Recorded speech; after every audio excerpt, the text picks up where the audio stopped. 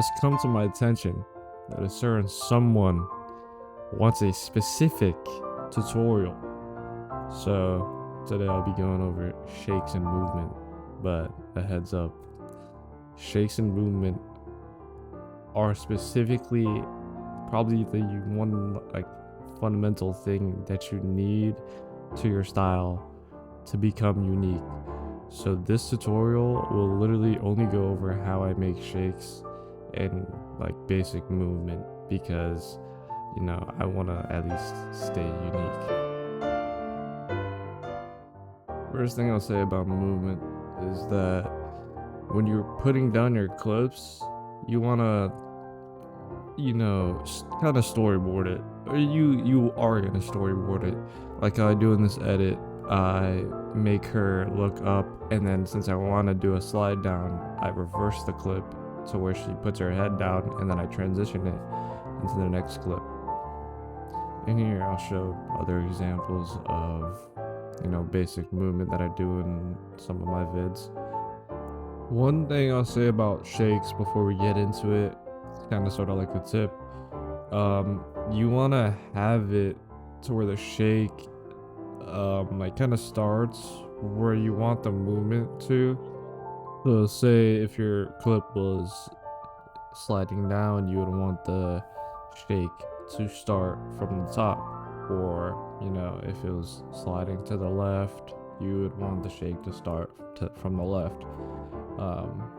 Another thing is depending on the movement, your shake will have less Y value or less X value.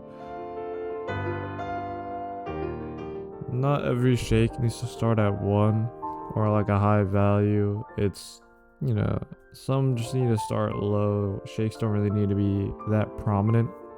Here you could use shakes to build tension in a clip. So here you see him use a constant shake to build up tension. Then he gets rid of that tension by adding a smooth remapped clip afterwards. Here you could see him using a Y shake to keep that sliding up movement. Here he does the same, but with X values.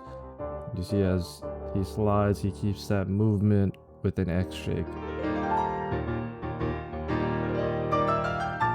For this part, I'm just going to be voicing over it. So in the bottom left, I have what I'm going to be doing with these clips. So we head into Fusion. Let me just reorganize my nodes. We get in the regular camera shake. This is probably the easiest one to learn. Here I don't put it to 1. As I said before, you don't need it to have it at 1. Not all shakes need to be prominent. Here I just mess around with the settings because, as you can later tell later on, I keep tapping in and out of the Fusion page because it's better to refine and not slap it on. Here's the graph I use. Also, you're not going to be using the same graphs on every shake. Graphs, I prefer to make my own because graphs should never be the same. Everything's different in editing, so you never have the same graph.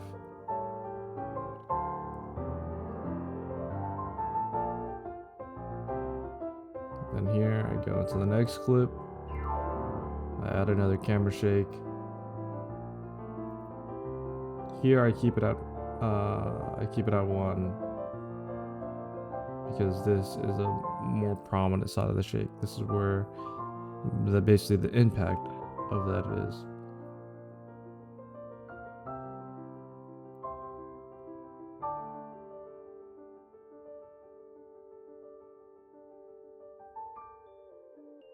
Here I see something's wrong with the shake, so then I go and I tweak everything around. I use the keyframe editor. Keyframe editor is super helpful. I use it to adjust my keyframes so I don't have to reapply them. Fix my graph.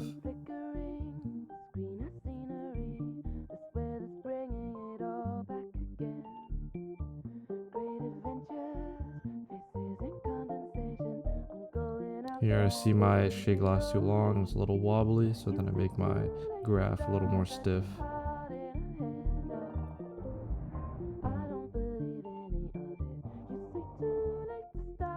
See, already the shake looks good, but then I realized that I have the character moving up from below the screen, so then I invert the transform.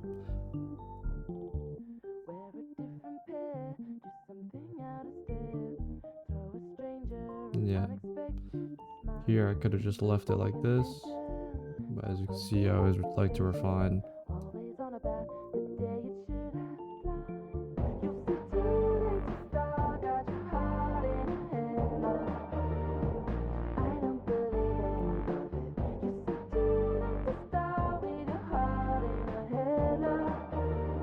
And here I'm just gonna show you how to do like the simple like dark and hotspots thing that people do. Just taking your regular blur that you use.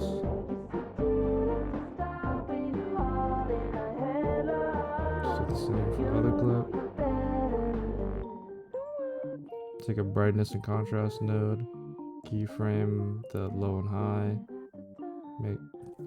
mess around with the low.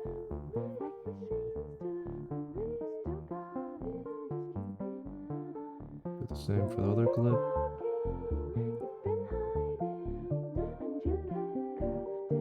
And yeah, you got your movement. Moving on to the next clip.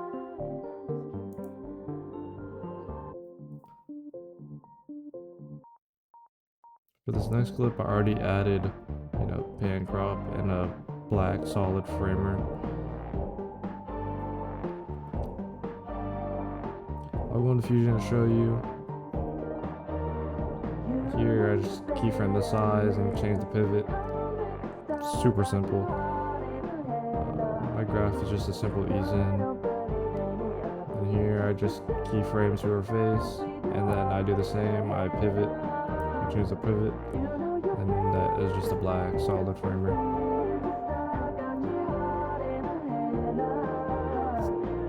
Always have your shakes under your transform, just because it, hides edges.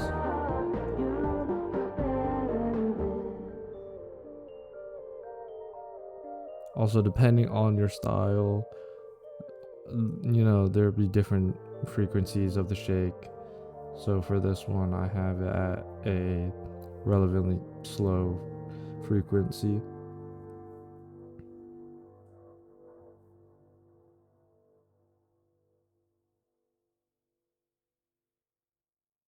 Another thing is that the camera shake node is like super limited.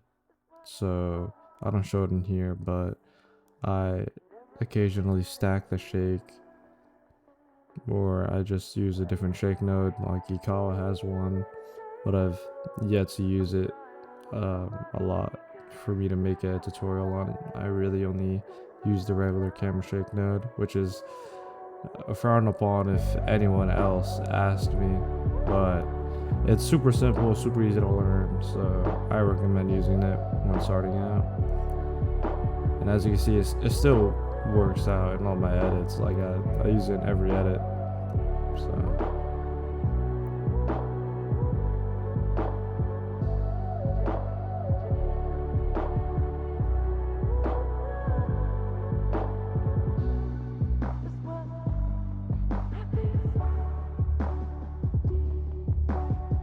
and here I just add a pre-shake. Pre-shakes are super amazing. They help you build up tension in the clip, or keep that movement so your movement isn't so stiff.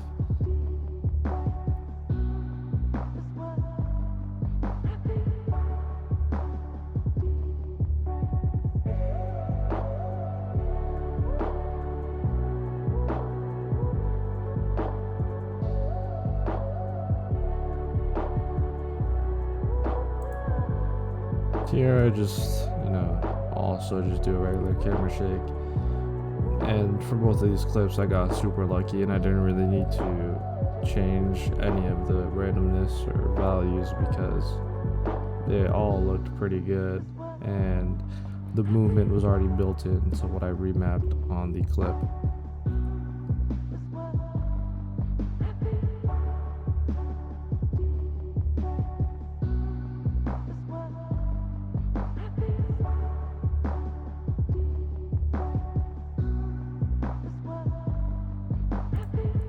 the finished results. There is a reason why I didn't choose to go over like in-depth like shakes, like stacked shakes as I said, or time map. It's because those are both unique attributes you need to build yourself to be unique. I'm not gonna just hand feed you my style. It's something you build from trial and error, and I think that everyone should do the same style. And again, if anyone wants a tutorial, just let me know. I'm pretty bad, so don't ask for something hard.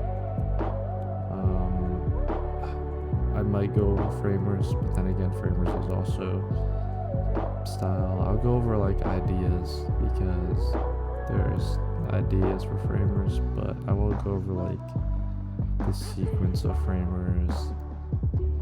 But yeah, I'll go more in depth in that in another video, but for now, this is all you guys get. And sorry if I disappointed any of you guys. I'll catch you.